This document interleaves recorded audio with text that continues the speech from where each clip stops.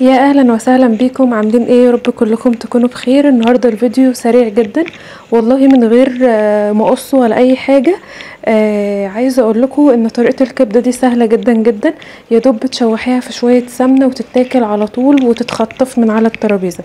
ما تنسيش تعملي لايك للفيديو وسبسكرايب للقناه وتفعلي كمان زر الجرس علشان يوصلك كل جديد. زي ما انت شايفه كده، اول حاجه عندي بجيب الكبده بتاعتي على حسب بقى، بتجيبي كيلو 2 كيلو 3 كيلو على حسب الكمية بتاعتك، وبتمسكيها تقطعيها شرايح يا دوب تكون تخينة شوية كده، يعني قولي مثلا سمك سنتي مثلا. تمام، همسكها كده اوريها لك بالشوكة اهو، الكبدة كده بالشكل ده.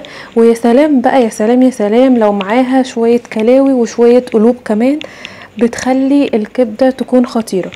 عايزه اقول لكم بقى سر كمان، لو هتعمليها بقى بتشويحه كده شويه ليا بتكون برضو حلوه، بس بصراحه انا بقول لماما لا عليها، لان انا مش ماليش تقل عليها، بس هي بتكون طعمها حلو. ممكن تعمليها بالطريقه اللي هنعملها مع بعض دي، وممكن كمان اثناء وانتي بتحطي الماده الدهنيه بتاعتك تحطي شويه ليا وتقطعيها حتت صغيره. بصوا هنا بقى حطيت الماده الدهنيه بتاعتي، وعامله النار بتاعتي نار متوسطه. هخلي المادة الدهنية بتاعتي يا دوب تفك كده، طبعا شوية زبدة على شوية سمنة حلوين كده، وبكون مجهزة الكبدة بتاعتي ومصفياها. طبعا الكبدة دي بيكون فيها حتت زي جلد كده او طبقة كده بتتشال علشان ما تخليش الكبدة تمط معاكي. كنا عاملينها في فيديو قبل كده، فيديو الكبدة الاسكندراني، هتلاقوه تحت في صندوق الوصف. وكنا كمان عملنا مكرونة نايف ني، تقدري تعمليها جنب الكبدة لو اولادك بيحبوا المكرونة. وكمان الكبدة الاسكندراني دي بقى طريقة تانية عاملين بيها الكبدة.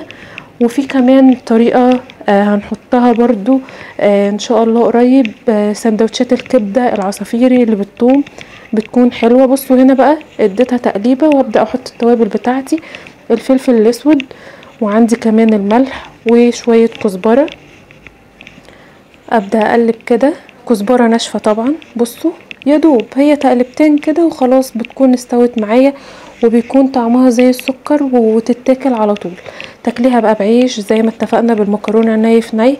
وكمان كنا عملنا الكبده بالرده علشان تبقوا عارفين معايا. هتلاقوا برضو طريقتها تحت في صندوق الوصف. كذا طريقه للكبده، فيها حديد فيها بوتاسيوم، مفيده جدا جدا للاطفال الكبار، يعني ما نقطعهاش من البيت خالص. كده الطريقه بتاعتنا كانت سهله، وبدأنا نغرف كمان الكبده بتاعتنا طلعت كده بالشكل ده. وكنا مخللين شويه مخلل كده حلوين يفتحوا النفس. طبعا ما تنسوش تعملوا لايك للفيديو وسبسكرايب للقناه وتفعلوا زر الجرس علشان يوصل لكم كل جديد، وتشجعوني كمان بتعليق. هستنى ردكم في التعليقات وهرد عليكم. دي الكبده الاسكندراني كنا عملناها مع بعض، وعملنا كمان الكبده بالرده. يا رب تكون عجبتكم، وما تنسوش كمان تشوفوا مكرونه